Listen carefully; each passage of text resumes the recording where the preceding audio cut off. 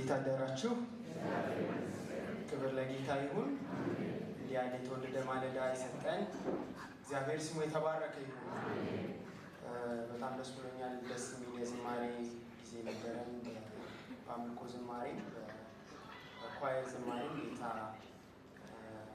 ብዙ ነገር ሲለን ነበር። የጌታን ቸርነት እንድናስብ፣ የጌታን መልካምነት እንድናስብ፣ ማዳኑ እንድናስብ፣ ደግሞ እንደ ዳነ ሰው ወደ ክፉ እንዳናይ እሱን እንድናከብር ጌታ በዝማሬ ያሳስቦናል። እግዚአብሔር አብዝቶ ይባርካችሁ ዘማሪዎች። አሁን ቢኒ እንዳለን ምዕራፍ 3 ላይ ደርሰናል።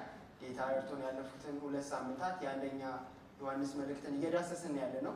ጌታ ቢፈቅድ ደግሞ የሚመጡትን 2 ሳምንታት ቀሪዎቹን ምዕራፎች እንመለከታለን ማለት ነው። ስለዚህ እያጠናችሁ እየተመለከታችሁ እንደሆነ ይህንን የተወደደ መጽሐፍ ተስፋ አደርጋለሁ። ስለዚህ ዛሬ ጌታ በረዳን መጠን ምዕራፍ 3ን ለመሸፈን እንሞክራለን ማለት ነው። የምንችል ሰዎች ሁላችን እንቆምና ጥቂት ቁጥሮችን ከምዕራፍ 2 ቁጥር 28 ጀምረን የምዕራፍ 2 የመጨረሻዎቹን 2 ቁጥሮች ጀምረን እስከ ቁጥር 10 ድረስ ምዕራፍ 3 ቁጥር 10 ድረስ ያለውን ቶሎ ቶሎ ብለን እናነባለን።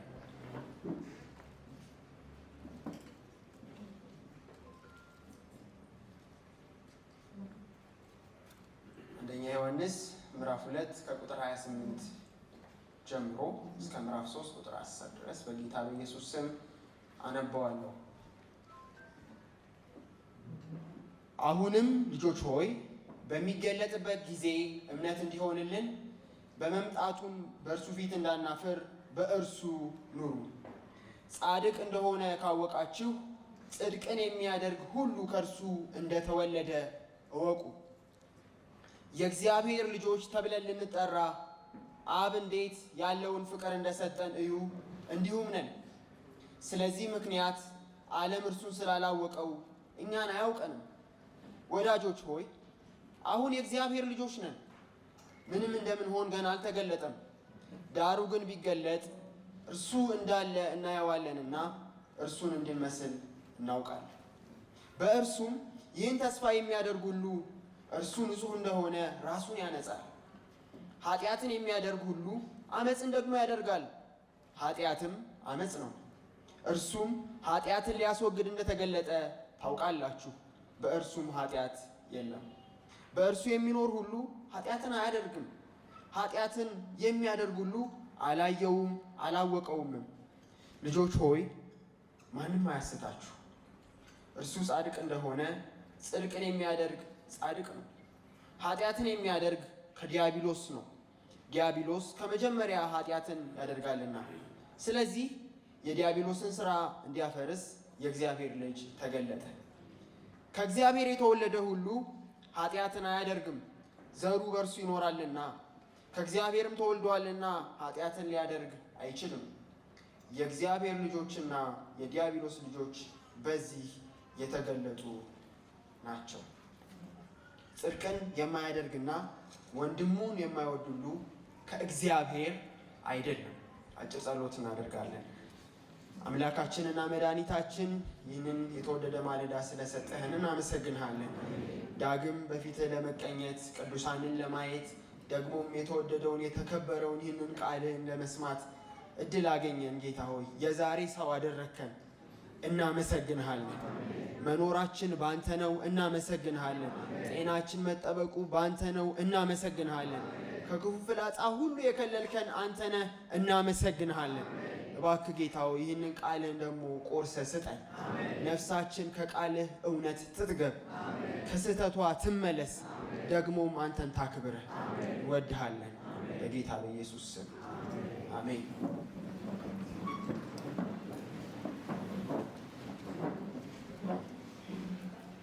ባለፉት 2 ሳምንታት ከፓስተር ደቤ ጋርና እንዲሁም ከወንድማችን እንዳሻው ጋር ሁለቱም ምዕራፎች ለመዳሰስ ሞክረናል። እንደምታውቁት ይህ የአንደኛ ዮሐንስ መልእክት በውስጡ ብዙ ሀሳብ የታጨቀበት በጣም ሀብታም መልእክት ነው። 5 ምዕራፍ ያለው ግን እኛ ያው ለመዳሰስ ያክል እናደርገዋለን እንጂ እያንዳንዱን ቁጥር እንፍታ ብንል በጣም ብዙ ጥልቅ ነገር ያለበት በተለይ ደግሞ ያው በመጀመሪያው ሳምንት እንደተነጋገርን ዮሐንስ ነው ጸሐፊ፣ ወንጌላዊ ዮሐንስ የጌታ ኢየሱስ ደቀ መዝሙር ዮሐንስ ነው ጸሐፊው። ስለዚህ ከዮሐንስ ወንጌል ጋር ደግሞ በጣም ተመሳሳይ ነገሮችን ታገኙበታላችሁ። አብረው የሚነበቡ መጽሐፍት ናቸው። የአንደኛ ዮሐንስ ላይ የምታገኟቸውን ቃላቶች፣ ቋንቋዎች፣ አገላለጾች ዮሐንስ ወንጌል ላይ የምታገኙት ነው። ስለ ሕይወት፣ ስለ እግዚአብሔር ፍቅር፣ ስለ ክርስቶስ ኢየሱስ ማንነት ብዙ ያለበት ነው ይህ የተከበረ ሐዋርያ ዮሐንስ። በተለይ ባለፈው ሳምንት በነበረው ትምህርታችን ላይ የክርስቲያን መታወቂያው የክርስቲያን መገለጫው ምንድን ነው በሚል ጥቂት ነጥቦችን ስናይ ነበር ከምዕራፍ 2 ላይ።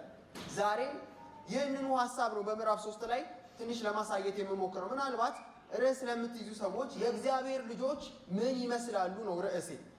ወይም ልጆቹ ምን ይመስላሉ፣ የእግዚአብሔር ልጆች ምንድን ነው የሚመስሉት፣ ምንድን ነው መልካቸው የሚለውን በሶስት ዋና ዋና ነጥቦች ለማየት እንሞክራለን። በመጽሐፉ የምዕራፍ አከፋፈል መሰረት ከምዕራፍ 3 ቁጥር 1 የእግዚአብሔር ልጆች ተብለን ልንጠራ ብሎ የሚጀምር ቢሆንም ሐሳቡ ግን ወይም የሐሳቡ ፍሰት ግን የሚጀምረው እንድናነብ ካሳሰብኳችሁ ከቁጥር 28 ጀምሮ ነው። የእግዚአብሔር ልጆች ምን ይመስላሉ ለሚለው ጥያቄያችን የመጀመሪያውን ምላሽ ወይም የመጀመሪያውን ነጥብ የምናገኘው ከቁጥር 28 ጀምሮ ባለው ሐሳብ ውስጥ ነው። ከምዕራፍ 2 ቁጥር 28 ጀምሮ ማለት ነው። እስኪ ደግሜ ላንብብላችሁ እስከ ቁጥር 2 ድረስ። አሁንም ልጆች ሆይ በሚገለጥበት ጊዜ እምነት እንዲሆንልን በመምጣቱም በእርሱ ፊት እንዳናፍር በእርሱ ምን በሉ ኑሩ። ጻድቅ እንደሆነ ካወቃችሁ ጽድቅን የሚያደርግ ሁሉ ከእርሱ እንደተወለደ እወቁ። የእግዚአብሔር ልጆች ተብለን ልንጠራ አብ እንዴት ያለውን ፍቅር እንደሰጠን እዩ፣ እንዲሁም ነን። ስለዚህ ምክንያት ዓለም እርሱን ስላላወቀው እኛን አያውቀንም። ወዳጆች ሆይ አሁን የእግዚአብሔር ልጆች ነን፣ ምንም እንደምንሆን ገና አልተገለጠም። ዳሩ ግን ቢገለጥ እርሱ እንዳለ እናየዋለንና እርሱን እንድንመስል እናውቃለን። የእግዚአብሔር ልጆች ምን ይመስላሉ ለሚለው ጥያቄያችን የመጀመሪያው ምላሽ የእግዚአብሔር ልጆች ከኃጢአት ጋር ባላቸው ግንኙነት ምን እንደሚመስሉ ይታወቃል። የመጀመሪያው ነጥባችን ይህ ነው። የእግዚአብሔር ልጆች ከኃጢአት ጋር ባላቸው ግንኙነት ማንን ወይም ምን እንደሚመስሉ ይታወቃል። አሁን ያነበብኩላችሁ 4 ቁጥሮች የእግዚአብሔር ልጆችን ተስፋ ይነግረናል። በተለይ ቁጥር 1 እና 2 ምዕራፍ 3 ያንን የሚነግረን ቁጥር 28 እና 29 ላይ የምትመለከቱት በሚገለጥበት ጊዜ እንዳናፍር እምነት እንዲሆንልን በመምጣቱ እንዳናፍር ልጆች ሆይ በማን ኑሩ? በእርሱ ኑሩ። ትዝ ይላችኋል ጌታችን ኢየሱስ ክርስቶስ ታልፎ ሊሰጥ በነበረበት ቀን ወይም ከዛ ቀን በፊት በነበረው ሌሊት ከደቀ መዛሙርቱ ጋር ባሳለፈው በተለይ በዮሐንስ ወንጌል ላይ በሰፊ ሁኔታ ተገልጦ የምናገኘው ከዮሐንስ ወንጌል ምዕራፍ 13 እስከ ምዕራፍ 17 ድረስ ያለው የአንድ ምሽት ቆይታ ጌታችን ኢየሱስ ክርስቶስ በእኔ ምን በሉ ኑሩ፣ በእኔ ቆዩ፣ በእኔ ቆዩ። እንግዲህ ኮንፈረንሳችን ላይ ትዝ ይላችኋል ይህን መልእክት በጣም በተደጋጋሚ ሲነገረን ነበር። በክርስቶስ ኢየሱስ ስለመኖር በጌታ በኢየሱስ ክርስቶስ ማመን በጌታ በኢየሱስ ክርስቶስ መኖር የአንድ አጋጣሚ ወይም የአንድ ቅጽበት ስራ አይደለም።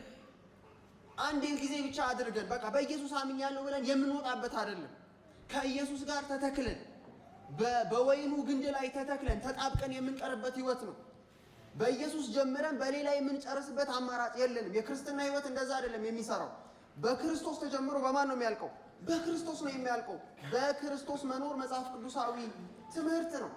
ስለዚህ ዮሐንስ እንደዚህ ነው የሚለው ለሚጽፍላቸው ቅዱሳን። ዛሬም የእግዚአብሔር መንፈስ በዚህ ያው ቃል በኩል ለኛ እንደዚህ ነው የሚለን፣ በእርሱ ምን በሉ ኑሩ።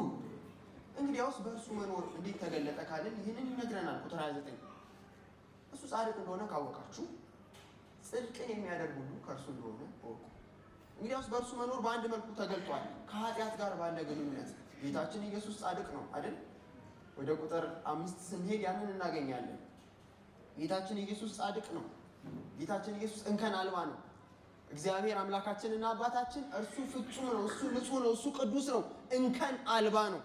እግዚአብሔርን የሚመስል ሌላ የለም። እንደ እግዚአብሔር ያለ ማንም የለም። እንደ እግዚአብሔር ያለ ማንም የለም። በነገራችን ላይ ወይም የእግዚአብሔር ቅድስና ከኃጢአት መለየቱ ደግሞ ከሁላችን መለየቱን ይነግረናል። እግዚአብሔርን የሚመስል በሰማይም ሆነ በምድር የለም፣ ደግሞ እንደ እግዚአብሔር ቅዱስ፣ እንደ እግዚአብሔር ጻድቅ፣ እንደ እግዚአብሔር እንከን አልባ የለም። እግዚአብሔር አምላካችን ላይ አንድ ይኸው የምንልበት እንከን የለበትም። እሱ ፍጹም ነው፣ እሱ ጻድቅ ነው። ታዲያ የእሱ ልጆች በምን ይታወቃሉ ከተባለ እሱ ጻድቅ እንደሆነ ስለሚያውቁ ጽድቅን በማድረግ ሕይወት ይታወቃሉ። ግን ጽድቅን የማድረግን ሕይወት ዮሐንስ በዚህ ስፍራ ላይ ሲነግረን ከአንድ ተስፋ ጋር ሰፍቶታል። በዘመን መጨረሻ የክርስቶስ ተከታዮች በእርሱ ተጣብቀው የኖሩ ሰዎች ማንን ይመስላሉ ከተባለ ቁጥር 2 ይነግረናል። ወዳጆች ሆይ አሁን የእግዚአብሔር ልጆች ነው። ምንም እንደምንሆን ገና አልተገለጠም። ዳሩ ግን ቢገለጥ እርሱ እንዳለ እናየዋለንና እርሱን እንድንመስል እናውቃለን። ወገኖቼ የክርስቲያን የመጨረሻው ተስፋ ክርስቶስ ኢየሱስን መምሰል። በመንግስተ ሰማይ ስለሚያማምሩት ድንጋዮች ወይም ስለምታምረዋ ከተማ፣ ስለሚያምረው በር እነሱ ነገሮች ሁሉ አሉ። በጣም ደስ ይላል። ከጌታ ጋር ለዘላለም ነው። ትልቁ ተስፋችን ግን ኢየሱስን እናየዋለን፣ ኢየሱስን እንመስላለን። አሁን የክርስትና ህይወታችን የዛ ፍጻሜ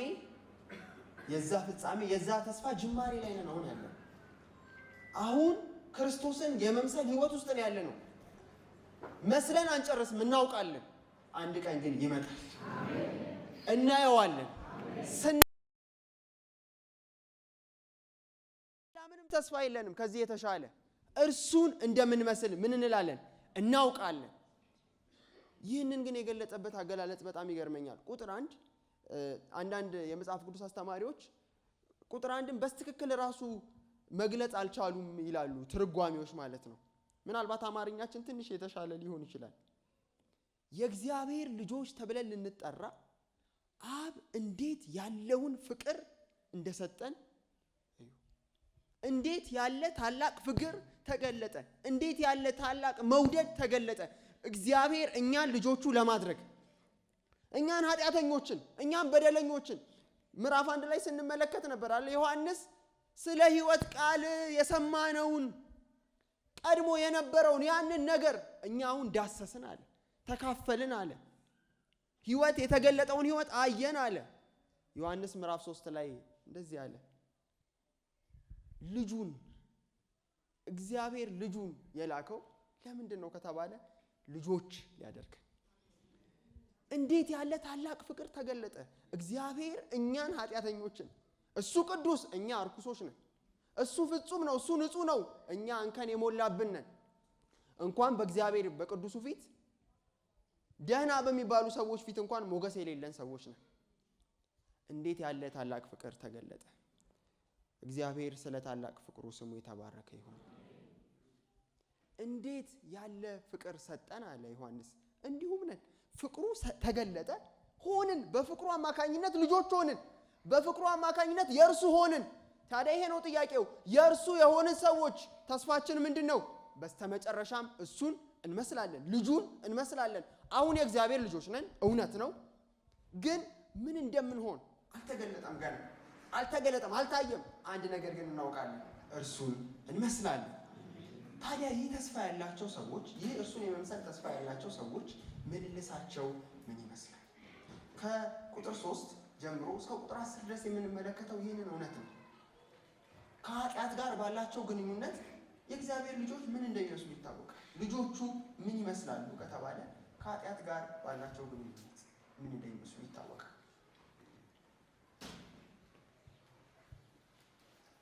ከቁጥር 4 ጀምራችሁ ከቁጥር 3 ጀምራችሁ ይቅርታ እስከ ቁጥር 7 ስትመለከቱ በምልልሳቸው ምን እንደሚመስሉ ይታወቃሉ። የእግዚአብሔር ልጆች በምልልሳቸው፣ በሕይወት ምልልሳቸው። በአጭር ቃል ዮሐንስ እንደዚህ ነው እያለን ያለው። የእግዚአብሔር ልጅ የሆነ ሰው፣ የእግዚአብሔር ልጆች ኃጢአትን አይለማመዱም።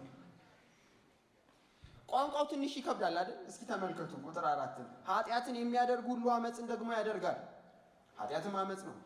እርሱም ኃጢአትን ሊያስወግድ እንደተገለጠ ታውቃላችሁ። በእርሱም ኃጢአት የለም። ይህ ስለ ጌታችን ስለ ኢየሱስ ክርስቶስ ነው የሚያወራው። ቁጥር 6 በእርሱ የሚኖር ሁሉ ኃጢአትን አያደርግም። ምናልባት ይህንን ክፍል ስናነብ ራስ ጸደቅ የሆንን ፍጹም የሆንን ገዳማውያን እንድንሆን አይደለም ይህ ክፍል የሚናገረው። በነገራችን ላይ ጌታችን ኢየሱስ ክርስቶስ ራሱ በዮሐንስ ወንጌል ላይ ተናግሯል። ከዓለም እንድታወጣቸው ሳይሆን በዓለም ሳሉ እንድትጠብቃቸው ነው የምጸልየው የምለምነው ብሏል። ወገኖቼ ኃጢአት ይሄ ይቅርታ እኛን የመሰሉ ኃጢአተኞች ሸሽታችሁ ገዳም ብትገቡ ኃጢአት የትም አይሄድም። ልባችሁ ውስጥ ነው ያለው። በነገራችን ልባችን ውስጥ ነው ያለው። የትም ብንሄድ እንትኑ እኮ ነው እንላለን። ኃጢአት እውነት ነው። እንትኑ ላይ ኃጢአት አለ። አየሩ ኃጢአት ነው። ሚዲያው ኃጢአት ነው። ሰው የሚያወራው ክፉ ነው። ይህን ሁሉ ነገር ዘግተን ስልካችንን አጥፍተን ብንጠፋ ኃጢአት አለኛ ውስጥ። ጌታ ኢየሱስ እኮ የተገለጠው ይህንን ኃጢአት ለማስወገድ ነው። ግን ቋንቋው ትንሽ ከበድ ሊል ይችላል። ኃጢአትን አያደርግም ሲል ይህ ማለት ክርስቲያን የሆነ ሰው ኃጢአት አይሰራም እያለ አይደለም ዮሐንስ። ምክንያቱም እንደዛ ካለ ከራሱ ጋር እየተጋጨ ነው የሚሆነው። ምዕራፍ 1 ላይ ኃጢአት አላደረግንም ብንል ራሳችንን እናስታለን፣ እውነትም በእኛ ውስጥ የለም ብሏል። ስለዚህ ታዲያ ስለምንድን ነው እያወራ ያለው ከተባለ ይህ ስለ ህይወት ስርዓት ነው እያወራ ያለው ዮሐንስ። ስለ ህይወት ምልልስ ነው እያወራ ያለው። የሰው ልጆች እንበላለን፣ እንጠጣለን። ምግብ ስለምንወድ ብቻ አይደለም የምንበላውና የምንጠጣው። ምግብ ምን ስለሚለን ስለሚያስፈልገን ነው። ካልበላንና ካልጠጣን የጊዜ ጉዳይ ነው እንጂ ደርቀን እንቀራለን፣ እንጠፋለን፣ ሟቾች ነን። እንጀራ የህይወታችን አካል ነው። ሰርቫይቭ የምናደርገው በእንጀራ ነው። እንደ ስጋውያን ሰዎች፣ በስጋ እንዳሉ ሰዎች ምልልሳችን፣ የህይወት ምልልሳችን እንደውም ሳናስበው ነው የምናደርገው። በቃ መብላት፣ መጠጣት፣ መልበስ፣ መታጠብ፣ የሆነ ነገር ማድረግ ይሄ የህይወታችን ስርዓት ነው፣ ልምምድ ነው። ማንም ስላስተማረን ሳይሆን የህይወታችን አካል ነው። ሰዎች ስለሆንን ስለሚያስፈልገን እናደርገዋለን።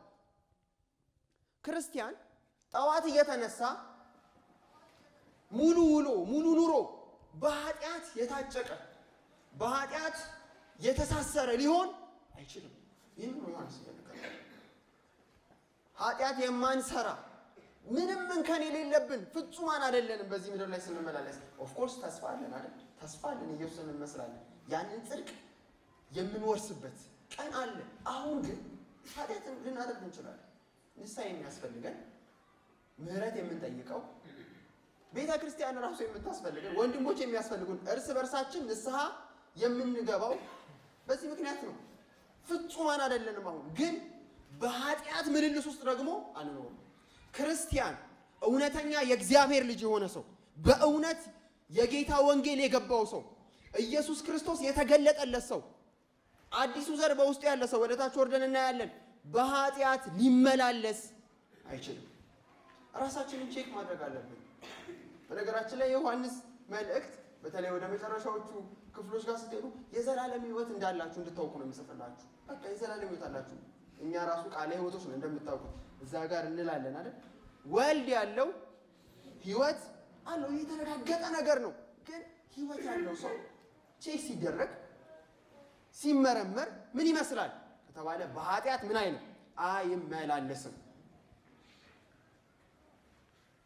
ተመልከቱ ቁጥር 7 ልጆች ሆይ ማንም አያስታችሁ፣ እርሱ ጻድቅ እንደሆነ ጽድቅን የሚያደርግ ጻድቅ ስለምን ነው ይተወራ ያለው? አሁን የሆነ ስራ ሰርተን የሆነ ነገር አድርገን እንጸድቃለን እያለ አይደለም ዮሐንስ። ከወንጌሉ ጅማሬ አንስቶ እስከ ዮሐንስ ራእይ መጨረሻ ድነት፣ መትረፍ፣ ማምለጥ በማን ነው? በጌታ በኢየሱስ በማመን ነው። ሌላ መንገድ የለም። ግን የጸደቁ ይህ ህይወት ያገኛቸው ሰዎች ምን ይመስላሉ ከተባለ ጽድቅ ያደርጋሉ። ልክ እንደ ጻድቁ አባታቸው እንደ እግዚአብሔር የጽድቅን ህይወት ምን ይላሉ? ይለማመዳሉ። ጸድቀናል ወይም ድነናል እንላለን፣ እየዳንን ነው እንላለን።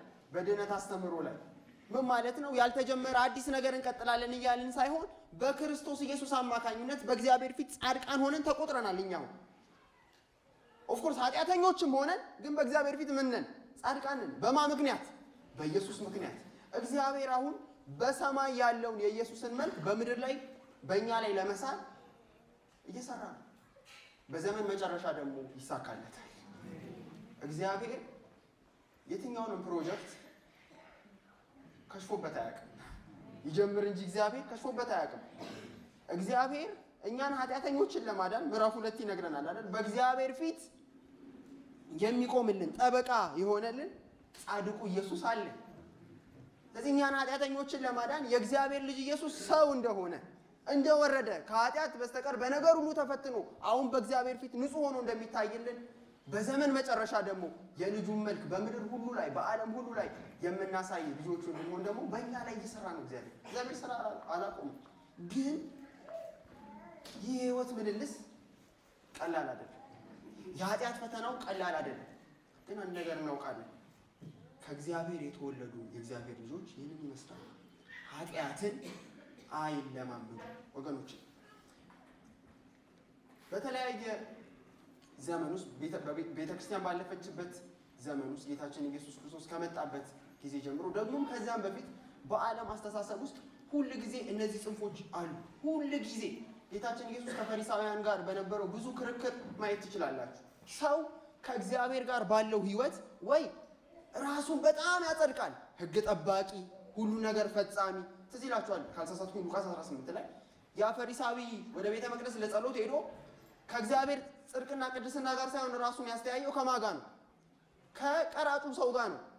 በነገራችን ላይ ልንገራችሁ፣ ጌታ የትም ዘመን ላይ ከእናንተ የከፋ ሰው አለ፣ ከእናንተ የሚሻል ሰው አለ። እኛ የሚቀለንን ነገር ልንገራችሁ። ቸርችም ስንመጣ ሌላም ቦታ ስንሄድ ጌታ ሆይ እኔ እኮ እንልና ቢያንስ ጌታ ሆይ በሳምንት አንዴ ቸርች እመጣለሁ፣ አስራቴን እከፍላለሁ፣ ለመጋቢዎቼ ታዘዛለሁ፣ በተቻለኝ መጠን ለመጸለይ እሞክራለሁ። እንደነዛ ቢዚ ሰዎች ስላላደረከኝ አመሰግናለሁ።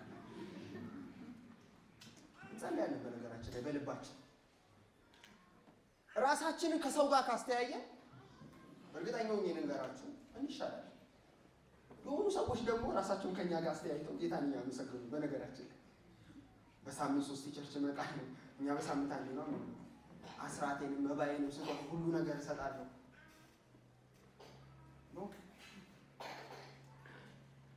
እንደዚህ አይነት ራስ ጸደቅነትን ደግሞ ስለ ዳንን በቃ መዳን በኢየሱስ ስለሆነ እኛ ምንም ብንሰራ ስለማንጸድቅ እሱ ብቻ ስለሚያጸድቅ እንደፈለግን ደግሞ መኖር እንችላለን። ደግሞ ሌላ ጽንፍ አለ። ክርስትና በሁለቱ መሃል ላይ የቆመ በራሴ ስራ በርትቼ ጎብዤ የማስደስተው እግዚአብሔር የለም። እንኳን ኃጢአቴ መልካሙ ስራዬ እንኳን በእግዚአብሔር ፊት ርኩስ ነው። ለምን? እያንዳንዱ መልካም ስራ ውስጥ ሳይቀር ኃጢአት አለ። እግዚአብሔር ግን ጻድቅ። ታዲያ ይህ ጻድቅ እግዚአብሔር እኔን ኃጢአተኛውን እንዴት ይቀበለኛል ከተባለ በልጁ በማመን ተቀበለን። ሁላችንም በልጁ ከተቀበለን በኋላ ግን ሌላ ሰው እንድንመስል አይለቀንም እግዚአብሔር። ለምን ይመስላችኋል? ያዳነ እንድንመስል ሆኗ ልጁ። የለማ ሌላ የሚሻል የለማ። ስለዚህ በዚህ ጽንፍ ውስጥ ነው ያለነው። ኃጢአት የማንሰራ እንከን የሌለብን ሰዎች አይደለን። ግን ደግሞ እንደፈለግን በኃጢአት እየተለማመድን የእርሱ ነን የምንል ካህጂዎችም አይደለን። እግዚአብሔር እንደዚህ አይነት ልጆች የሉት ወገኖች። በሕይወታችን ውስጥ ያለን ሰዎች የማያውቁት፣ ሰዎች ያላዩት፣ የቤተ ክርስቲያን አገልጋዮች ያላዩት የኃጢአት ልምምድ ይኖር ይሆን? አንዳንዶቻችን ትዕቢተኞች ነው፣ ግን ምንም አይመስለንም። ሕይወታችን አካል ነው። አንዳንዶቻችን አፋችን ሁሉ ጊዜ እያመለጠው አሁን ውሸት ለኛ ምንም ማለት አይደለም። በደላችን፣ ሰውን ማሳዘናችን ምንም ላይመስለን ይችላል። አንዳንድ ይሄ የኃጢአት ባህሪ ነው፣ ያሳውረናል። ምንም ላይመስለን ይችላል። ኃጢአት ትልቅ ኃጢአትና ትንሽ ኃጢአት ብለን እንከፍላለን። እንደምታውቁት እንደነከሌ እኮ እንደነከሌ አልከፋውም ለማለት እንዳዳለ እግዚአብሔር ይርዳል። ልባችንን እንድንፈትሽ ጌታ በመንፈሱ ዛሬ አቅም ይስጠን። ኃጢአትን የሚለማመድ ሰው ቆም ብሎ መጠየቅ አለበት። እውነት ነው፣ መዳን በኢየሱስ ብቻ ነው። በኢየሱስ የዳነ ሰው ግን ያስታውቃል። ምን ይሆን ፈተናችን? ለአንዳንዶቻችን ንዴት ነው፣ ቁጣ ነው። ለአንዳንዶቻችን ስድብ ነው። ለአንዳንዶቻችን ክፉ ሀሳብ ነው። ለአንዳንዶቻችን አድመኝነት ነው፣ ዘረኝነት ነው። ምኑ ቅጡ? ለአንዳንዶቻችን ሌብነት ነው፣ ታማኝነትን ማጉደል ነው። እግዚአብሔር ይርዳል። ልባችንን የሚመረምር ጌታ ዛሬ ይዳሰል። ምክንያቱም ብዙ ሰዎች በማቴዎስ 25 ላይ ታውቋቸዋላችሁ። ጌታችን ኢየሱስ ክርስቶስ አላወኳችሁም የሚላቸው ሰዎች አላወኳችሁ በስምህ እኮ እንዲና እንዲህ አድርገናል ሲሉ አላወኳችሁ። በጣም አሳዛኝ ቃል ነው። ጌታችን ኢየሱስ ክርስቶስ እንደምታውቁት አይረሳም። ጌታ ኢየሱስ ጠፋችሁብኝ አይደለም ያለው፣ ረሳኋችሁ አይደለም ያለው። ኢየሱስ ቅድሚያ አንተዋወቅ። እንዴት ያለ አሳዛኝ ነገር ነው ሰው በእግዚአብሔር ቤት ውስጥ ራሱን ሲያስት!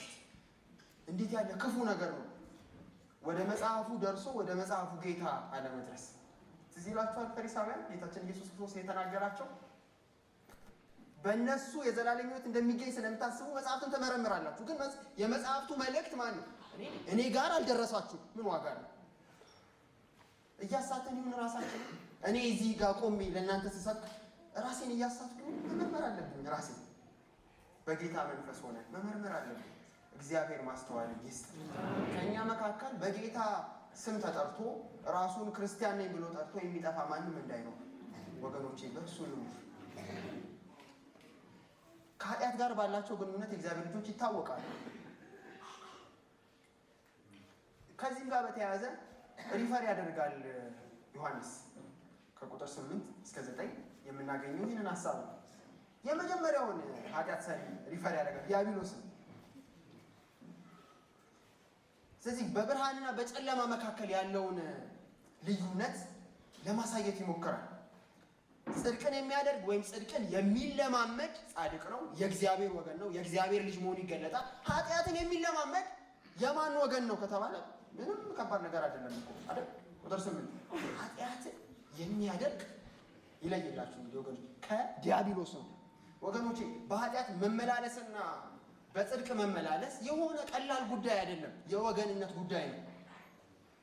በቆላሲስ ምዕራፍ 1 ላይ ሐዋርያው ቅዱስ ጳውሎስ ሲናገር እንደዚህ ይላል፣ እርሱ ከጨለማ ስልጣን ከጨለማ አገዛዝ አዳንን፣ ቤዛነቱንም ወዳገኘንበት ወደ ፍቅሩ ልጅ መንግስት ምን አለ? አፈለሰን፣ ወገንነት ቀየርን። ከሰይጣን ወይም የሰይጣን ነበርን፣ አሁን ለእግዚአብሔር ሆንን፣ የእግዚአብሔር ሆንን። አፈለሰን እግዚአብሔር። ኃጢአትን የሚለማመድ ሰው ግን የእግዚአብሔር ነኝ ብሎ ክሌም የማድረግ የማወጅ መብት የለው። ኃጢአትን የሚለማመድ ከዲያብሎስ። ቁጥር 8 ሁለተኛው ክፍል ስለዚህ የዲያብሎስን ስራ እንዲያፈርስ የእግዚአብሔር ልጅ ተገለጠ የሚለው ቃል በክርስትና ሰርክል ውስጥ በጣም ታዋቂ ጥቅስ ነው። እንደምታውቁት ስንጸልይ ራሱ የዲያብሎስን ስራ ሊያፈርስ የእግዚአብሔር ልጅ ተገለጠ። በነገራችን ላይ በዚህ ስፍራ ላይ የሚነግረን የዲያብሎስ ስራ በአጭር ቃል ምንድን ነው? ኃጢአት።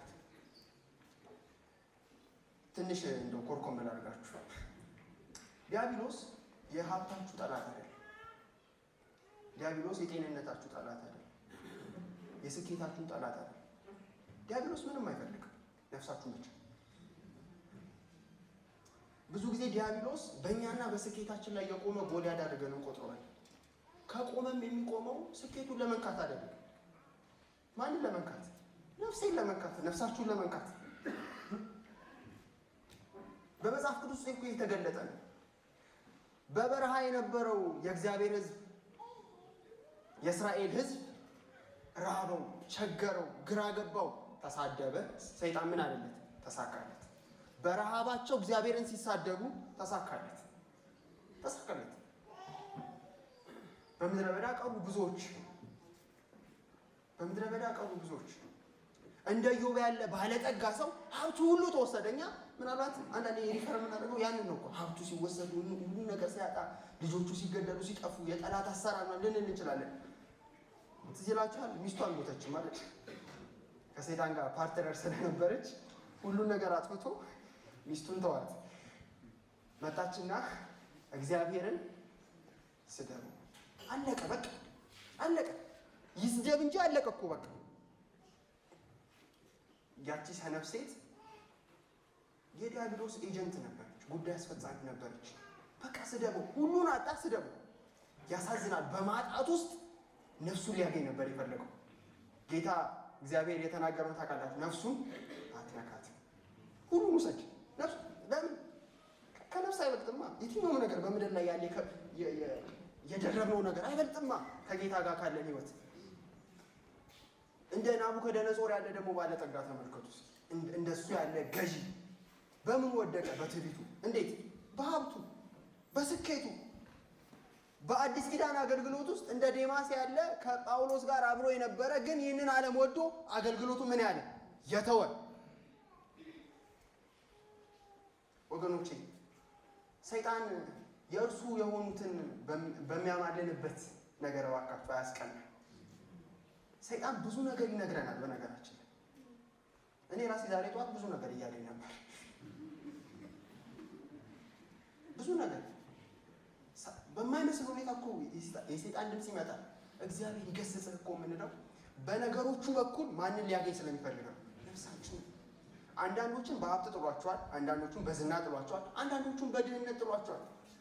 የሰው ልጅ ነፍስ ይህንን ብቻ ካገኘው እረካለሁ ስትል ሰይጣን ይኸው ብሎ ፕሮቫይድ ያደርጋል፣ ያቀርባል። ከመጀመሪያ ጀምሮ ዲያብሎስ ኃጢአትን ያደርጋል። ከመጀመሪያ ጀምሮ ኃጢአት አድራጊ ዲያብሎስ ነው። ስለዚህ ዛሬ ወገኖቼ በሕይወታችሁ መካከል ያለ የዲያብሎስ ሰልፍ፣ የዲያብሎስ ፈተና፣ የዲያብሎስ ማማለል ምንድን ነው እየፈለገ ያለው ከተባለ ቢሳካላችሁ ባይሳካላችሁ፣ ጤነኛ ብትሆኑ ብትታመሙ፣ ዲያብሎስ ነፍሳችሁን የሚፈልገው ጌታችን ኢየሱስ ኃጢአትን ሊያስወግድ ተገለጠ። ኃጢአት ከሌለ ሰይጣን አያገኝም። በነገራችን ላይ ግራውንድ አያገኝም። በእኛ ሕይወት ውስጥ ስፍራ አያገኝም። ያንን ለማግኘት ነው ብዙ ነገር የሚያደርገው ዲያብሎስ። ግን ጌታችን ኢየሱስ ተገለጠ። የዲያብሎስን ስራ ሊያፈርስ የእግዚአብሔር ልጅ ተገለጠ፣ ደግሞ ተሳክቶለታል። በእኔና በእናንተ ውስጥ ዛሬ ያለ የዲያብሎስ ስራ ይፍረስ። የዲያብሎስ እቅድ ይፍረስ። የዲያብሎስ ማታለል ይፍረስ። ሕይወታችንን ነፍሳችንን የሚፈልግ ከክፉ ጋር ተስማምተን እንድንኖር የሚያደርግ ከክፉ ሰዎች ጋር ተስማምተን እንድንኖር የሚያደርግ የእግዚአብሔርን ሕግ እንድናቃልል የሚያደርግ ያኔ ለሔዋን እንዳላት በእውነት ብሏል፣ አይ ትሞታላችሁ አትሞቱም እንዳላት ሊያታልለን የሚፈልግ ለክርስቶስ ካለን ቅንነት ገለል ሊያደርገን የሚፈልግ የዲያብሎስ ስራ በጌታ በኢየሱስ ስም ይፍረስ። ነፍሳችንን ሊያድን ኢየሱስ ተገለጠ። ለዛ ነው በቁጥር 9 ላይ ከእግዚአብሔር የተወለደ ሁሉ ኃጢአትን አያደርግም፣ ዘሩ በእርሱ ውስጥ ይኖራልና። ከእግዚአብሔር ተወልዷልና ኃጢአትን ሊያደርግ አይችልም። ምን ማለት ነው? ሊለማመድ አይችልም። በኃጢአት እንደ ድሮ ሊኖር አይችልም። ለምን? ከዲያብሎስ ነፃ ወጣን ጌታ።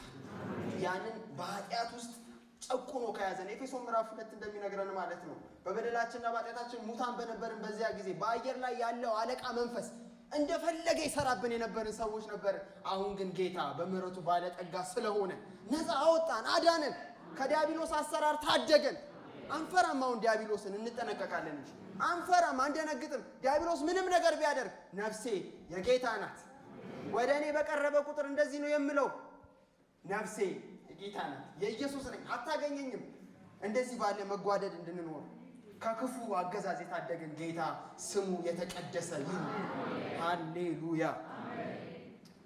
የእግዚአብሔር ልጆች ከኃጢአት ጋር ባላቸው ግንኙነት ምን እንደሚመስሉ ይታወቃል። ሁለቱ ነጥቦች በጣም ባጭሩ እንገልጣለን። ሁለተኛ የእግዚአብሔር ልጆች ወይም ልጆቹ ምን ይመስላሉ ለሚለው ጥያቄያችን ምላሻችን እርስ በርስ ባላቸው ግንኙነት ባጭር ቃል ከቁጥር 11 እስከ 18 ድረስ ይህን ነው የምናየው። እርስ በርስ ባላቸው ግንኙነት የእግዚአብሔር ልጆች ወዳጆች ናቸው፣ አፍቃሪዎች ናቸው፣ ወንድሞቻቸውን የሚወዱ ናቸው ይለናል ዮሐንስ።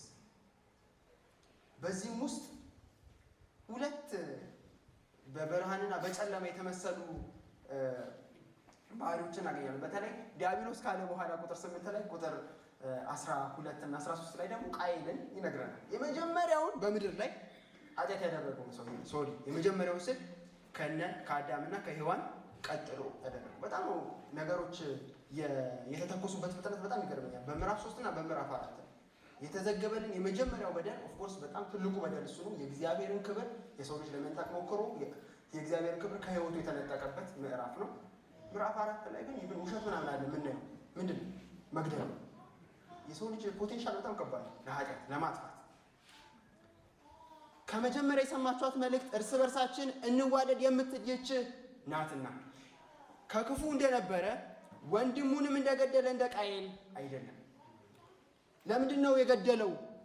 ቃየል ለምንድን ነው የገደለው? እግዚአብሔር ምንም እንኳን በክፍሉ ላይ ተገልጦ አናገኝም፣ ራሱን የገለጠበት መንገድ አለ ለቃየልና ለአቤል።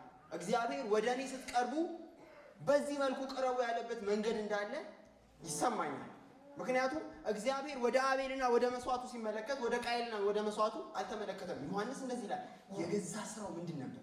ክፉ ነበር። እግዚአብሔርን ደስ ማሰኘት አልቻለም። ባቀረበው መስዋዕት ደስ ማሰኘት ስላልቻለ ተናደደ፣ ተበሳጨ፣ በወንድሙ ላይ ቂም ቋጠረ፣ ገደለው። የኛ ትርጉም ገደለው ይለናል። አንዳንድ ትርጓሜዎች አረደው፣ ቀለው፣ አጠፋው። አስባችሁታል? በጣም የጥላቸውን መጠን ማለት ነው። ወንድሙን ለማጥፋት ምንም ልቡ አልሳሳም። ምንም ክፉ ነበር። ቃየል ክፉ ነበር። ቁጥር 14 እንግዲህ ተመልከቱ። ቁጥር 13 እና ቁጥር 14 ወንድሞች ሆይ ዓለም ቢጠላችሁ አትደነቁ። ዓለምን የቃየል ምሳሌ አድርጎ ነው የሚያነሳው በዚህ ስፍራ ላይ ሐዋርያው ዮሐንስ። ዓለም ቢጠላችሁ አትደነቁ፣ እኛ ወንድሞችን የምንወድ ስለሆንን ከሞት ወደ ሕይወት እንደተሻገርን እናውቃለን። ወንድሙን የማይወድ በሞት ይኖራል። ወንድሙን የሚጠላ ሁሉ ነፍሰ ገዳይ ነው። ነፍሰ ገዳይም የሆነ ሁሉ የዘላለም ሕይወት በእርሱ እንዳይኖር ታውቃላችሁ። በሕይወቴ በጣም ከሚያስፈሩ ጥቅሶች መካከል ይሄ ነው። ብዙ ጊዜ እዚህም ስፍራ ላይ ብያችሁ ያውቃል። ያልተተላለቅ ነው፣ ያልተጠፋፋ ነው። ብዙ ጊዜ አቅም ስለሌለ አይገርማችሁ? አቅም ስለሌለ ወይም ሕግ ስላለ የምንፈራው የሆነ አካል ስላለ እንጂ የሰው ልጅ ምን ያክል ጥፋት ሊያደርስ እንደሚችል የሀገራችን ታሪክ ምስክር። ምንም በጣም ሩቅ ምናምን ሂትለር ምናምን ማለት የለብንም። የኛ ሀገር አሁን እየኖርንበት ያለው ዘመን ምስክር አይደለም? የሰው ልጅ ልቡ ከከፋ የት ሊደርስ እንደሚችል። ግን ምንጩ ምንድን ነው ከተባለ ወንድምን መጥላት የዲያብሎስ ልጆች ባህሪ፣ ወንድምን መውደድ የእግዚአብሔር ልጆች ባህሪ። ነፍሰ ገዳይ አይደለንም ብዙዎቻችን አይደል እያስባሉ እዚህ መካከል ማለት ነው። ነፍስ አጥፍተን አናቅ ይሆናል፣ በመሳሪያ ተኩሰን በእጃችን አጥፍተን ላይሆን ይችላል። ጌታ ግን ዛሬ ቅድም እንደነበረው በፕሮጀክተር ህይወታችን ዲስፕሌይ ቢደረግ ቢታይና ዝርዝር ቢኖረን እግዚአብሔር ልባችንን ቢገልጠው እዚህ መካከል አንተናነቅ። እዚህ አንተ ቢያንስ ከኔ እኮ አስረኛ ነው ከኔ ሶስተኛ እሱን እንደምጠላው እኮ ይሄን ያላልጠላም አበሳጭተኝ። ወንድሙን የሚጠላ ነፍሰ ገዳይ። ይህ የህይወት ስርዓት ነው ወገኖች። በቋሚነት በወንድሞቻችን ላይ አንበሳጭም፣ አንናደድም፣ አንቀያየም እያልን እንደዛ አይነት አሰራር ግን በህይወት ውስጥ ሁላችን ኃጢአተኞች ነን። አንዳችን ሌላችንን እንበድላለን፣ ያጋጠማል። በሰዎች ልባችን ይሰበራል፣ እኛም የሰዎችን ልብ እንሰብራለን። ንጹህ አይደለንም፣ ፍጹም አይደለንም። ቅድም ስላችሁ እንደነበር ግን የልባችን ዝንባሌ ልባችን ጠጋ የሚለው ወንድማችንን ወደ መጥላት ቃየል ጋር እንደነበረው ያ ፍላጎት፣ ቃየል አቅም ነበረው፣ ፍላጎት ብቻ አይደለም። ወንድሙን ጠላው፣ ገደለው። ቃየል የደረሰበት ደረጃ ባንደርስ የቃየል አይነት አስተሳሰብ ይዘን የምንመላለስ ከሆነ ወገኖች እንጠንቀቅ። ወንድሙን የሚጠላ ነፍሰ ገዳይ ነው። ነፍሰ ገዳይ ደግሞ ህይወት እንደሌለው የዘላለም ህይወት በእርሱ እንዳይኖር ታውቃላችሁ ወገኖች። እግዚአብሔር የገለጠው ህይወት በልጁ በክርስቶስ ኢየሱስ አማካኝነት የገለጠው ህይወት የፍቅር ህይወት ነው። እግዚአብሔር እንዴት ያለ ታላቅ ፍቅር ሰጠን አይደል ያለው ራሱ ስንጀምር እኮ ያንን ተናግረን ይጀምሩ። እንዴት ያለ ታላቅ ፍቅር ገለጠ እግዚአብሔር። እንዴት ያለ ታላቅ ፍቅር ያገኛቸው ሰዎች እንዴት ያለ ታላቅ መውደድ ይጠበቅባቸዋል ወገኖች። እግዚአብሔር ይርዳል። እየጠላንና እየተጠላላን እንዳንኖር፣ እርስ በርሳችን እንዳንጠፋፋ፣ ወንድማችንን ስናጠፋ፣ ወንድማችንን ስናሳንስ፣ ወንድማችንን ስንሰድብ፣ ወንድማችንን ስናማ እንዳንገኝ። ቀላል አይደለም። በአስተሳሰብ መጋጨት አለ፣ በተለያየ ነገር መነካካታችን አይቀርም፣ መገፋፋታችን አይቀርም። ግን የክርስቲያን ልብ የሚወደድበት ምክንያቱ ምንድን ነው? ቁጥር 16 እርሱ ስለኛ ነፍሱን አሳልፎ ሰጥቷልና በዚህ ፍቅርን አውቀናል። ወገኖቼ ከኃጢአት ጋር ባለን ግንኙነት ተስፋችን ምንድን ነው ስንል እርሱን መምሰል ነው ተስፋችን። ያንን ተስፋ ይዘን ነው በጽድቅ የምንኖረው እንዳልን ሁሉ ወንድማችንንና እህቶቻችንን ለመውደድ ተስፋችን ምንድን ነው? ምን ይዘን ነው የምንወደው ከተባለ ፍቅር ይዘን፣ እግዚአብሔር በክርስቶስ ኢየሱስ አማካኝነት ለእኛ የገለጠውን ፍቅር ይዘን። ወንድሞቼን እንዴት ነው የምወደው ከተባለ እርሱ ጌታ ኢየሱስ እርሱ ስለኛ ነፍሱን አሳልፎ ሰጥቷል። ፍቅርን አውቀናል። አሁን በክርስትና ዓለም ውስጥ ሆነን ችግር የለም ውጪ ያሉትን ተዋቸው፣ እኛን መጽሐፍ ቅዱስ እያነበብን ወንጌል ገብቶናል እያልን እኔ ፍቅር ላይ ብዙም አይደል እኔ እጠላዋለሁ እጠላታለሁ የምንል ከሆነ እንጠንቀቅ። አላቅም ብሎ ነገር የለም፣ ተገልጧል። ከዚህ በላይ እንዴት ይገለጥ? ነፍሱን ስለኛ ሲሰጥ ወገኖቼ ከየትኛው ለመጥላት ካለን ምክንያት በላይ የእሱ ፍቅር ይበልጣል። ወንድሜ ከበደለኝ በደል በላይ፣ እህቴ ከበደለችኝ በደል በላይ እኔ እግዚአብሔርን የበደልኩት ይበልጣል። አይገናኝም። እሱ ግን ወደደ፣ እሱ ግን ወደደ፣ እሱ ግን ጠላቶች ሳለን ወደደን፣ ጠላቶች ሳለን ቀረበን፣ ጠላቶች ሳለን ብር አይደለም ነፍስ ሰጠ። የሕያው የእግዚአብሔር ልጅ ኢየሱስ፣ የዘላለም አምላክ የሆነው ኢየሱስ፣ ፍጥረትን ካለመኖር ወደ መኖር ያመጣው ኢየሱስ ሰው ሆነ፣ ስጋ ሆነ። ያንን ነው ዮሐንስ በመልእክቱ የሚነግረን። ሰው ሆነ፣ በስጋ መጣና በስጋ የመጣበት ምክንያት ምንድን ነው? አስተሳሰብ አይደለም ኢየሱስ፣ የሰዎች ፍልስፍና አይደለም ኢየሱስ፣ የተዳሰሰ ህይወት ነው። ለምን? ስለወደደን ነፍሱን ስለኛ አሳልፎ ለመስጠት ነው የመጣው ኢየሱስ። ታዲያ ነፍስ ተቀብለህ ነፍስ ተከፍሎልህ ማን ፈቅዶልን ነው መጣለው? ማን ፈቀደልን? ማን ፈቀደልን? በውስጣችን ጨለማ ተሸክመን ለመመላለስ ወገኖች፣ የዘላለም ህይወት በውስጡ የለም። የዘላለም ህይወት በዮሐንስ አገላለጽ መሰረት በወንጌሉና በዚህ መልእክት የዘላለም ህይወት ማለት ለዘላለም መኖር ማለት አይደል። ያ የእግዚአብሔር ህይወት ማለት የዘላለም ህይወት በውስጡ የለም ካለ ኦልሬዲ ተጀምሯል ማለት ነው። ህይወት የእግዚአብሔር ህይወት በክርስቶስ መኖር በክርስቶስ መጣበቅ የሚባለው ህይወት ተጀምሯል ማለት ነው። ወንድሙን የሚጠላ ግን ህይወት በእርሱ ውስጥ የለም። ሞትና ህይወት፣ ጨለማና ብርሃን አብረው ሊኖሩ አይችሉም። ወንድሙን አይጠላም፣ ደግሞም ይወዳል። እኛም ስለ ወንድሞቻችን ነፍሳችንን አሳልፈን እንድንሰጥ ይገባናል። ተገርማችሁ ቃየል ወንድሙን ገደለ፣ ክርስቶስ ነፍሱን አሳልፎ ሰጠ። እናንተስ ነፍሳችሁ አሳልፋችሁ ስጡ በጌታ በኢየሱስ። እንዴ ካልጠላሁት አይበቃ? አሁን ይገባዋል ለዚህ ሰው መሞት? አሁን ለእኔ ይገባኛል እናንተ ብትሞቱልኝ በእውነት አይገባኝ። ኢየሱስ እኮ የሞተልን ሊያድነን ነው። በነገራችን እንደምታውቁ ነፍሱን አሳልፎ የሰጠን ሊያድነን ነው። በእኛ እርስ በርስ ባለን ግንኙነት እርስ በርስ ካለን ፍቅር የተነሳ ነፍሳችንን እንኳን ለወንድማችን ጉዳይ ለእህታችን ጉዳይ አሳልፈን እስክንሰጥ ድረስ መዋደድ ይገባናል። ጌታችን ኢየሱስ ክርስቶስ ከደቀ መዛሙርቱ ጋር በነበረው በዛ ምሽት ጨዋታ መካከል የተናገራቸው ያ ነገር ይህ ነው። እርስ በርሳችሁ በመዋደዳችሁ ነው የእኔ ደቀ መዛሙርት መሆናችሁ የሚታወቀው። ሌላ ምንም ነገር የለም። እርስ በርሳችሁ በመዋደዳችሁ ጄኒውን የሆነ ፍቅር። እኛ አሁን ቤት በምኖርበት አካባቢ በተለያየ በሃይማኖቱና ምክንያት ሰዎች ያላቸውን መስማማት ያላቸውን እንትን ምናምን እናውቃለን። እንዴት ማህበራዊ ህይወት እንዳላችሁ ታውቃላችሁ አይደል? ጎረቤቶች ብዙ ጎረቤቶች አሉ። በገንዘብ በመቀርስ በስ ለመረዳዳት ምናምን ያላችሁ ጌታን ዝም ብላችሁ እስኪ ቴስት አድርጉ። የእውነት አይደለም ማለት ልብ ጋር የሚደርስ ፍቅር የለም ይመስላል ስናይ እነሱ ከተባበራሉ ይረዳሉ፣ ግን ኮዝ ነው ያላቸው የሆነ አላማ ነው እንጂ ያለው ፍቅር የለም። እኛ አላማም አለን ፍቅርም አለን ወገኖቼ። ምንም ቢያስቸግር ወንድማችን እናታችን እስኪ አጠገባቸው ያለው ሰው አንድ ጊዜ እዩት፣ ምንም አትፈሩት፣ እዩት በደንብ በግራ በቀኝ።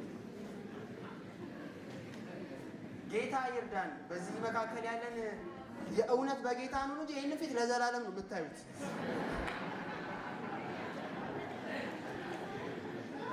ይህ ፊት ላይ የምታዩት እንከን የሆነ ችግር አለ ምናምን የምትሉት ነገር አይኖርም። በእርግጥ አይደል? ምንም ራሰ በራነት የለም አይደል? እንደኔ አይነት መነጽር የለም ምናምን የለም እንከን ምናምን የለም ፊታችን ላይ፣ ግን እናየዋለን ይህንን ፊት። ስለዚህ አሁን መዋደድ አይሻልም? ነፍሳችንን አሳልፈን እንስጥ አለ ዮሐንስ። ግን እሱም በአንድ ነገር ገለጠ። ይሄ ተግባራዊ ነገር ነው። ቁጥር 17 እና 18 ማየት እንችላለን። ቁጥር 17 18 ላይ ይህንን እውነት ነው የምናየው። እኛም ስለ ወንድሞቻችን ነፍሳችን አሳልፈን እንድንሰጥ ይገባናል ካለ በኋላ ቁጥር 16 ላይ ነገር ግን የዚህ ዓለም ገንዘብ ያለው ወንድሙም የሚያስፈልገውን ሲያጣ አይቶ ያራራለት ማንም ቢሆን የእግዚአብሔር ፍቅር በእርሱ እንዴት ይኖራል? ልጆቼ ሆይ በስራና በእውነት እንጂ በቃልና በአንደበት አንዋደድ። አሁን በጣም ቀላል፣ አልጠላውም፣ እወደዋለሁ፣ እወድሻለሁ ምናምን መባባል በጣም ቀላል። እውነተኛ የክርስቶስ ሕይወት የሚዳሰስ የሚታይ ጌታ ነፍሳችንን ጠየቀን። ከነፍሳችን አነስ ያለ ነገር ደግሞ ጠየቀን። በእጃችን ላይ ያለ ሪሶርስ ምን ይሁን? እጃችን ላይ ያለ ነገር ወንድማችን ሲቸገር አይተን ካራራንለት ልክ መጥላትን ጥያቄ ውስጥ እንደከተተ ሁሉ አለመራራት የዚህ ዓለም ልጆች የክፉ ልጆች ምልክት ነው። ክርስቲያን የጌታ የሆነ የጌታን ፍቅር የቀመሰ ሰው ይራራል፣ ለሰው ሁሉ ይራራል። አብልጦ ደግሞ ወንድሞች ይራራል፣ እህቶች ይራራል። የሚያስፈልገውን ነገር አይቶ ያራራለት። ወገኖች አጠገባችን ያለውን ሰው እናስተውል። ሰዎች በብዙ አይነት ፈተና ውስጥ ሆነው ነው አብረውን የተቀመጡት። እንድንመለከት ከሚታየው ነገር አልፈን እንድንመለከት ጌታ ይርዳል። በቅርብ ከአንድ ጓደኛዬ ጋር በሆነ አጋጣሚ የተጫወትን ነበር። ድሮ እሱን ከማውቀው ረጅም ዓመት ሆኖናል በአካል ከተገናኘን እና እኔ እሱን ከማውቀው ያኔ ኦልሞስት 20 ኪሎ ጨምሯል ሰውነቱ። 20 ኪሎ ጨምሯል። በቃ ተገርሜያለሁ። እሱም ይወፍራል ብዬ እኔ ነኝ እንደዛው እንዳለው ያለሁት እና በጨዋታችን ግን እያለፈበት ያለው መከራ እያለፈበት ያለው ህይወት በጣም በቃ ልቤን በቃ ሰበረው። ምን አባቴ ላድርገው አልኩ። ሲታይ እንዴ ተስማምቶታል እኮ በጣም ተስማምቶታል፣ ግን አልተስማማው። በጣም ያሳዝናል። በብዙ ፈተና ውስጥ ነው እያለፈ ያለው የወንድም እንድናይ ጌታ ይርዳል። እንደዛ አይደለም ነው ሰው እኮ ስለ እንዴ አንተ አምሮብሻል ምን ይቀልናል። ጥሩ ነው እንደዛ መባባል በጣም ጥሩ ነው። ግን የማናሳየው ደግሞ ክፍል አለ አይደል? ሰው የማያሳየው ነገር አለ። እንድንራራ፣ እንድንመለከት፣ እንድናዝን እግዚአብሔር ይርዳል። በእጃችን ላይ ያለው እግዚአብሔር የሰጠን እድሜ፣ እግዚአብሔር የሰጠን ጊዜ የኛ አይደለም ማለት ነው፣ የእሱ ነው አይደል? ታዲያ ለምን አናካፍለው? ስናካፍለው ደግሞ ይበዛል። ስናካፍለው ለብዙዎች በረከት ይሆንልናል። በሕይወት ዘመናችን ጥቂት ነገር ያደረጉልን እስከ ዛሬ ድረስ የምናስታውሳቸው ሰዎች የሉ። ትንሽዬ ነገር ግን የገረመን እኮ ማድረጋቸው ብቻ ሳይሆን ማየታቸው በጣም የሚገርም። ለእንደዚህ አይነት ሕይወት እግዚአብሔር ጠርቶናል።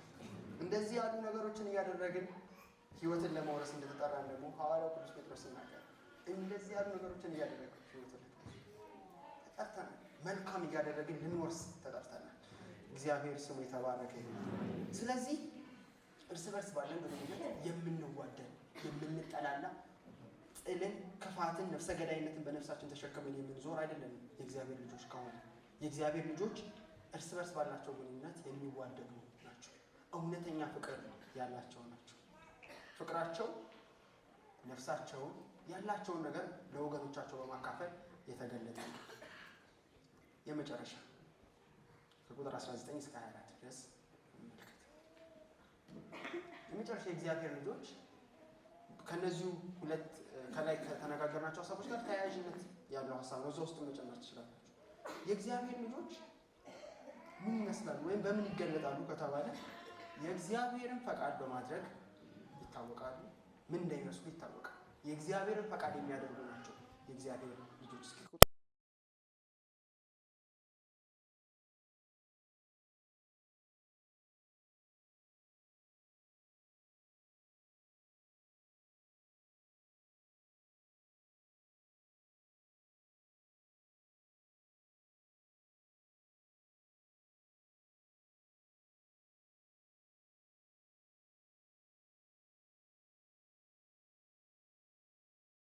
ልባችንስ ባይፈርድብን በእግዚአብሔር ዘንድ ድፍረት አለን። ትእዛዙንም የምንጠብቅና በፊቱ ደስ የሚያሰኘውን የምናደርግ ስለሆንን የምንለምነውን ሁሉ ከእርሱ እናገኛለን። ትእዛዚቱ ይህች ናት፣ በልጁ በኢየሱስ ክርስቶስ ስም እናምን ዘንድ ትእዛዝንም እንደሰጠን እርስ በርሳችን እንዋደድ ዘንድ። ትእዛዙንም የሚጠብቅ በእርሱ ይኖራል፣ እርሱም ይኖርበታል። በዚህም በእኛ እንዲኖር ከሰጠን ከመንፈሱ እናውቃለን። ቁጥር 19ና 20 ላይ እስካሁን ያነሳቸውን ነጥቦች ሰማት እየጠቀለለ ይመስላል ዮሐንስ። አሁን እነዚህ ነገሮች ሲወሩ ስለ ፍቅር ሲነገር፣ ስለ ሕይወት ሲነገር፣ ራስን አሳልፎ ስለ መስጠት ሲነገር፣ ስለ ጥላቻ ሲነገር፣ በኃጢአት ስለ መመላለስ ሲነገር በጣም ልባችን ይከብደናል። በጣም ይከብደናል ወገኖቼ። አሁን የተናገርኩት ዛሬ የሰበኩት ቃል ምንም ካልመሰላችሁ ይህ የኔ ቃል አለ፣ ይህ የእግዚአብሔር ቃል ነው። ልባችንን በጣም መፈተን ይኖርብናል። ግን እኚህ ነገሮች ሲነገሩ ስለ ኃጢአት ምድል ሲነገር እኔ ራሴ ይከብደኛል። ጌታ ሆይ አስበኝ እላለሁ። እንደምትሉ ተስፋ አደርጋለሁ። ወንድሞችን ስለ መውደድ ሲነገር ክፍተታችን፣ ጥፋታችን፣ አለመቻላችን ይታየናል። የጌታ ቃል ያ ነው ዓላማው፣ ማሳየት ነው። ዮሐንስ እንደዚህ ይላል፣ ልባችን በእነዚህ ጉዳዮች ነው። በአጠቃላይ ልባችን በእኛ ላይ በሚፈርድበት ጉዳይ ላይ ከእውነት እንደሆነ በዚህ እናውቃለን። ወገኖቼ ይህ ነገር ቅር ካላችሁ ጌታ ሆይ እያከበርኩ አይደለም። እኔ አሁን መኖር የምፈልገው በጽድቅ ነው። በኃጢአት ምልልስ መገኘት አልፈልግም።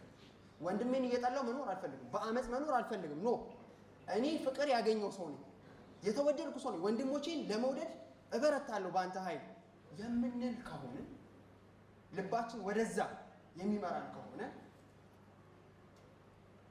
ከእውነት እንደሆነ በዚህ እናውቃለን ህይወት እንዳገኘ። ስለዚህ በፊቱ ልባችንን ምን እንላለን? እናሳርፋለን። ለምን? እግዚአብሔር ከልባችን ይልቅ ታላቅ ነው። ወገኖቼ አሁን ብዙ ነገር ብያችኋለሁ፣ ግን መውደድ እንደምንፈልገው መውደድ ላንችል እንችላለን። ማድረግ እንደምንፈልገው ማድረግ ላንችል እንችላለን።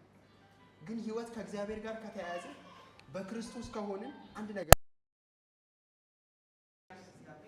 ልባችንን የሚያውቅ እግዚአብሔር ይህን እውነት በእኛ መካከል ይገልጠዋል። በእግዚአብሔር ፊት ልባችንን ምን እንላለን? እናሳርፋለን። እንደዚህ ብለን የምናሳርፈው በቃ ጌታ ሆይ እኔ አልችልም፣ እኔ አቅም የለኝም፣ ግን አንተ ልቤን ታውቃለህ። ህይወት እንዳለኝ በዚህ አውቃለሁ፣ ከአንተ ጋር ግንኙነት ስላለኝ። ስለዚህ ቁጥር 21 ደግሞ ይህ ኮንፊደንስ አለን፣ ይህ መታመን ደግሞ አለ። ልባችን ባይፈርድብን ደግሞ በእግዚአብሔር ፊት ድፍረት አለን። ምን ማለት ነው? ይህንን ነገር ስላደረግኩኝ በቃ እኔ አሁን ወንድሞቼን እየወደድኩ ስለሆነ መልካም እያደረግኩ ስለሆነ በቃ ምናምን ብለን የምንወጠርበትም ደግሞ አይደለም። እንደዛ አይደለም ዮሐንስ እያለ ያለው። ይልቁን በእግዚአብሔር ዘንድ ድፍረት ያለን በእንደዚህ አይነት ህይወት ውስጥ እየኖርን እግዚአብሔር ደስ የሚያሰኘውን እያደረግን እንደሆነ ስለምናውቅ የምንለምነውን እንደምናገኝ እናውቃለን። ወገኖቼ እግዚአብሔር ጸሎት ሰሚ አምላክ ነው። እግዚአብሔር የሚለመን የሚጠየቅ አቤቱ የሚባልለት ደግሞ ሰምቶ የሚመልስ አምላክ ነው። ጸሎታቸው እንደሚመለስላቸው እርግጠኛ ሆነው የሚጸልዩ ሰዎች ምን አይነት ናቸው ከተባለ የእግዚአብሔር ፈቃድ የሚያደርጉ ናቸው። ያንን ነግረናል። ተመልከቱ ቁጥር 22 ሁለተኛው ክፍል እዩ። ትእዛዙንም የምንጠብቅና በፊቱ ደስ የሚያሰኘውን የምናደርግ ስለሆንን የምንለምነውን ሁሉ ከእርሱ እናገኛለን። አሜን ነው። እናገኛለን። ትእዛዙን የምንጠብቅ በፊቱ ደስ የሚያሰኘውን የምናደርግ ጌታ እኮ ቸር ነው። ትእዛዙ ግን ምንድን ነው? ትእዛዚቱ ይህች ናት፣ በልጁ በኢየሱስ ክርስቶስ ስም እናምን ዘንድ ትእዛዝንም እንደሰጠን እርስ በርሳችን እንዋደድ ዘንድ። በማቴዎስ ወንጌል ምዕራፍ 22 ላይ የሕግ አስተማሪዎች ወደ ጌታ ኢየሱስ መጥተው ሊፈትኑት አንደኛው የሕግ አስተማሪ ከሕግ ሁሉ ታላቂቱ እነሱ 600 ምናምን ሕግ አላቸው። ለምታውቁ 10ቱ ትእዛዛት አለ። ከ613 ያህል ሕግ ነው የተሰጣቸው። እስራኤላውያን ደግሞ በፈሪሳውያን አሰራርና በተለያየ የሕግ ትርጓሜያቸው በጣም ብዙ ሕግጋት ነው ያሏቸው እስራኤላውያን። እና ግን እሺ ጭመቀው ብትባል አንተ አስተማሪ አይደለህ? አንተ የሕግ መምህር ነኝ ትል አይደለ? ኢየሱስ እስኪ ነገር ዋናው ምንድን ነው ከተባለ እግዚአብሔር አምላክ በፍጹም ልብ፣ በፍጹም ነፍስ፣ በፍጹም ኃይል፣ በፍጹም ሐሳብ ውደድ፣ ባልንጀራህን እንደ ራስህ ውደድ። አለቀ። ሕግ ሁሉ በዚህ ይጠቀለላል። ታውቃላችሁ 10ቱ ትእዛዛት እኮ አብዛኛው ባልንጀራህን ውደድ ነው። አትግደል፣ አታመንዝር፣ በሐሰት አትመስክር፣ እናትና አባትህን አክብር፣ የባልንጀራህን ሚስት ቤት አትመኝ። እነዚህ ነገሮች መቼም የእግዚአብሔርን አይደለም አይደል? አትግደል ማለት ማንም ሰው ነው የእግዚአብሔር መልክ ያለበት ወንድምህን። አታመንዝር፣ የሰው አትውሰድ፣ አትስረቅ፣ አትዋሽ። ፍቅር፣ የእግዚአብሔር ፍቅር፣ የእግዚአብሔር ትእዛዝ በዚህ የተጨመቀ ነው። እሱም መውደድ፣ ወንድም መውደድ። እስካሁን ስንል የነበረው ይኸው ቁጥር 22 እንኳን በቤላችሁ ቦርድ ራሱ በቂ ነበር። እስካሁን የሁሉ ሰዓት ራሱ በቃ አልነበረባችሁ? አይ አለባችሁ። ትእዛዙ ይህ ነው። ትእዛዙ ይህ ነው። ቁጥር 23 ትንሽ ዮሐንስ በራሱ አገላለጽ ነካ ያደርገዋል። እግዚአብሔርን መውደድ፣ አሁን ከእግዚአብሔር ጋር መኖር፣ የእግዚአብሔር መሆን በምን ቋንቋ ተገለጠ? በአዲስ ኪዳን ትእዛዚቱ ይህች ናት፣ በልጁ በኢየሱስ ክርስቶስ ስም እናምን ዘንድ ትእዛዝንም እንደሰጠን እርስ በርሳችን እንዋደድ ዘንድ። አለቀ አለቀ። እንደዚህ የሚኖር ሰው፣ እንደዚህ የሚመላለስ ሰው በእግዚአብሔር ፊት ድፍረት አለ። ምን አይነት ድፍረት? ጸሎቱ ይሰማል አይደል? ይመለሳል። አሜን በሉ። ጸሎቱ ይመለሳል። ጌታችን ኢየሱስ ክርስቶስ በዮሐንስ ወንጌል ምዕራፍ 15 ላይ ቅድም ስላችሁ እንደነበር በዛ ሌሊት ላይ በጣም ብዙ ነገር ጌታ ኢየሱስ አስተምሯል እና በቁጥር 7 ላይ ምዕራፍ 15 በእኔ ብትኖሩ ቃሎቼን በእናንተ ቢኖሩ የምትወዱትን ሁሉ ለምኑ ይሆንላችሁ። እኛ አሁን በጣም እንወዳለን ከፍሎ ማንበብ። አንድ ወገኖቻችን እንደሚሉ መናፍቅ ማለት ነፈቃለ ከፍሎ የሚያምን ማለት። እኛ በእርግጥ መናፍቅ አይደለም፣ ጌታ ይባረክ። ግን አንዳንዴ ከፍለን ነው የምናስበው። የምትወዱትን ሁሉ ለምኑ ይሆንላችሁማል እንደተባለ እውነት ነው። ግን የመጀመሪያ ክፍል ማለት በእኔ ብትኖሩ ቃሎቼን በእናንተ ቢኖሩ፣ ወይ በጌታ የሚኖር የእውነት ጌታ ደግሞ በሱ የሚኖር የጌታ ቃል በውስጡ ሳቹሬት ያደረገ የሞላ ሰው ምኞቱ ምን ይሁን? የጌታ ምኞቱ የጌታ ፈቃድ ነው። እዚህ እግዚአብሔር ሆይ እባክህ ይህንን ይሁንልኝ ሲል የራሱ ራስ ወዳድነት የሞላው ጸሎት አይደለም። ጸሎቱ ራሱ የተቃኘ ጸሎት ነው። ጸሎቱ ወገኖቼ እግዚአብሔር ጸሎታችንን ይቃኘል። በሚመለስ ጸሎት እግዚአብሔር ይባርካል። እግዚአብሔር ከሰማይ ሲሰማው ደስ የሚሰኝበት ጸሎት። ወንድማችንን የእውነት የምንወድ ከሆነ እንደዚህ አይነት ሰዎች እንሆናለን። አድርግለት፣ ባርከው፣ አስበው፣ አስባት፣ በአንተ ትታይ። እግዚአብሔር ሕይወት ይሁንላቸው፣ ይለምልሙ፣ ይዳኑ፣ ይትረፉ፣ ያምልጡ። እኔን ደግሞ ተጠቀም። ኢሳይያስ እንዳለው ላከኝ እንዳለው በቃ እኔን አስበኝ፣ እርዳኝ። ያንተ ፈቃድ በእኔ ሕይወት ውስጥ ምን ይበል? ይፈጸም። በክርስቶስ ያመነ ሰው፣ ወንድሞቹን የሚወድ ሰው ይህ ድፍረት አለው። ጸሎት ይመለሳል። እንጨርስ። ትእዛዙንም የሚጠብቅ በእርሱ ይኖራል። እውነት ነው። ክፍሉ ሲጀምር የነገረ በእርሱ ይኖር። በእርሱ የሚኖር ሰው ምን ይመስላል? ትእዛዙን የሚጠብቅ በጌታ በኢየሱስ ያመነ በእርሱ ይኖራል። ለመቼ? ለዘላለም ይኖራል። በእርሱ እርሱም ይኖርበታል። ጌታችን ኢየሱስ ክርስቶስ በዮሐንስ ወንጌል ምዕራፍ 14 ምዕራፍ 15 ላይ ሲናገር ታስታውሳላችሁ። ትእዛዜን የሚጠብቅ እኔን የሚወደኝ ቢኖር እኔና አብ እንመጣለን፣ በእርሱ ነው። በነገራችን ላይ በመንፈስ ቅዱስ አማካኝነት እኮ በእኛ ውስጥ እየኖረ ያለው እግዚአብሔር ነው። መንፈስ ቅዱስ የክርስቶስ መንፈስ ተብሎ ተጠቅሷል። የእግዚአብሔር መንፈስ ተብሎ ተጠቅሷል። እግዚአብሔር ማደሪያዎቹ አይደለም፣ የእግዚአብሔር ቤተ መቅደስ የሆን ነው። ትእዛዙን የምንጠብቅ ስለሆነ በክርስቶስ ያመንን ስለሆነ ወገኖች ዛሬ ሁላችሁ እፈልጋለሁ እዚህ ቸርች የተገኛችሁ፣ ምናልባት በአጋጣሚ የተገኛችሁ፣ ድንገት የስፒከሩን ድምፅ ሰምታችሁ የገባችሁ ብትኖሩ የእግዚአብሔር ትእዛዝ ምን ይመስላል ከተባለ አጭርና ግልጥ ነው። በክርስቶስ ኢየሱስ አሜን። በክርስቶስ ኢየሱስ መሆን። በጌታ የሆነ ሰው ትእዛዝ ይጠብቃል። አለቀ። እግዚአብሔርን እየታዘዘ ነው። ከዛ ነው የሚጀምረው። በክርስቶስ ኢየሱስ ማለት ደግሞም እርሱ ይኖርበታል። ይህን እንዴት እናውቃለን ከተባለ እግዚአብሔር ለእኛ በሰጠን በመንፈሱ እናውቃለን። ወገኖቼ ቅድም ስላችሁ ነበር የዲያብሎስ ፈተና አንደኛው በጣም ትልቁ ፈተና ዋጋ እንደሌለን፣ ስፍራ እንደሌለን፣ ማንም እንደሌለን፣ ብቻችንን እንደሆነ እኛ መንገር ነው ስራ።